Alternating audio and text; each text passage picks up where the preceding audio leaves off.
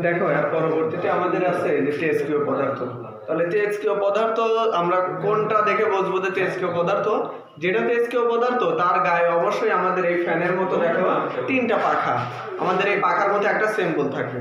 এই সিম্বল থেকে আমরা বুঝে নেব যে সেটা হচ্ছে তেজস্ক্রিয় পদার্থ। ঠিক আছে, তেজস্ক্রিয় পদার্থ মানে সেখানে আপনি তেজস্ক্রিয় পদার্থ নিঃসরণ হবে। এখানে তেজস্ক্রিয় পদার্থের ভিতর কি আছে দেখো, ইউরেনিয়াম এবং রেডিয়াম। এই তেজস্ক্রিয় যদি আমাদের শরীরে প্রবেশ করে তাহলে ক্যান্সার সৃষ্টি করতে পারে। তোমরা জানো যে সাম্প্রতিক আমাদের যে রূপপুর পারমাণবিক বিদ্যুৎ কেন্দ্রে যে বিদ্যুৎ তৈরি হবে সেটা কিন্তু ইউরেনিয়াম ব্যবহার করে তৈরি করা হবে। সেখানে কিন্তু সেই ইউরেনিয়ামের তেজস্ক্রিয়তাকে কাজে লাগিয়ে সেখানে বিদ্যুৎ তৈরি করা হবে। ঠিক আছে, তাহলে তেজস্ক্রিয় পদার্থ চিনব কিভাবে? যে সেখানে তিনটা ফ্যানের মতো পাখা থাকবে, সেটা থেকে বুঝবে এটা একটা তেজস্ক্রিয় পদার্থের সিম্বল। আর তেজস্ক্রিয় পদার্থ কারা? ইউরেনিয়াম এবং রেডিয়াম। দেখো পরবর্তীটা কি ছিল আমাদের? পরবর্তীটা ছিল পরিবেশের জন্য ক্ষতিকর। তাহলে পরিবেশের জন্য ক্ষতিকর, দেখো আমাদের পরিবেশে কিন্তু সবকিছু নিয়েই তো আমাদের পরিবেশ তোমরা জানো, তবুও বিশেষ করে গাছপালা এবং পশু পাখি আমরা এইটা কিন্তু আমাদের ওখানে দেয়া থাকবে। দেখো তোমাদের বইয়েও কিন্তু একটা গাছের ছবি দেয়া আছে এবং নিচে একটা পাখির ছবি দেয়া আছে, ঠিক এইরকমই। তোমরা যেখানে এই চিহ্নটা দেখতে পারবা তোমরা বুঝে নিবা সেটা হচ্ছে পরিবেশের জন্য ক্ষতিকর। এখন পরিবেশের জন্য ক্ষতিকর কারা? লেড এবং মার্কারি। দেখো এগুলো যদি পরিবেশে ছড়িয়ে পড়ে তাহলে আমাদের গাছপালার জন্য অনেক ক্ষতিকর, এবং যদি পানিতে এগুলো ছাড়া হয় তাহলে এগুলো মাছের জন্য ক্ষতিকর।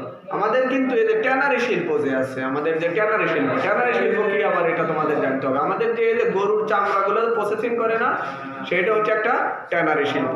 সেই ট্যানারি শিল্পে কিন্তু প্রচুর পরিমাণে লেড এবং মার্কারি ব্যবহার হয়। সেইটা কিন্তু অনেক সময় নদীতে তার বর্জ্যগুলো, এবং যা আমাদের পরিবেশের জন্য এবং সেই নদীতে মাছের জন্য খুবই ক্ষতিকর। এদিকে আমাদের খেয়াল রাখতে হবে। তাহলে যখনই আমাদের গাছ এবং নিচে একটা পাখির সিম্বল থাকবে ওইটা দেখে আমরা বুঝে নেব যে সেটা হচ্ছে পরিবেশের জন্য ক্ষতিকর। আর পরিবেশের জন্য ক্ষতিকর কারা? লেড এবং মার্কারি। আচ্ছা, পরবর্তীতে দেখো আসলে ক্ষত সৃষ্টিকারী। দেখো এখানে একটা হাতের ছবি আছে এবং সেখানে বোতল থেকে একটা ক্ষতিকর পদার্থ হাতের উপরে পড়ছে, এরকম একটা চিহ্ন আছে যে হাতের উপরে যদি পড়ে তাহলে সে ক্ষত সৃষ্টি করতে পারে। তাহলে এইটা দেখে আমরা বুঝে নেব যে এটা হচ্ছে একটা ক্ষত সৃষ্টিকারী পদার্থ। তাহলে ক্ষত সৃষ্টি করে কারা? Hydrochloric acid. আরো হাইড্রোক্লোরিক অ্যাসিড যদি তোমার হাতে পড়ে তাহলে সেখানে ঝলসে যাবে। এবং সালফিউরিক অ্যাসিড এবং সোডিয়াম ক্লোরাইড।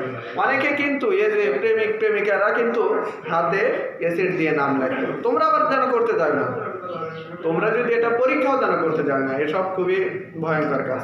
তাহলে ওই অ্যাসিড দিয়ে আমরা যদি হাতে ধরাই বা হাতে লাগাই তাহলে সেখানে ক্ষত সৃষ্টি হয়ে যায়।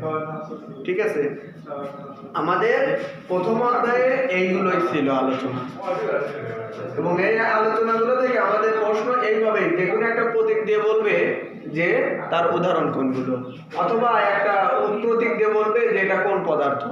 তাহলে এই যে আমি যে এখানে এইগুলো লিখলাম যে যার যার সিম্বল, যার যার উদাহরণ, আমাদের কিন্তু এগুলো একদম মুখস্থ থাকতে হবে, যেন দেখা মাত্রই তুমি বুঝতে পারো যে ওইটা এই পদার্থ।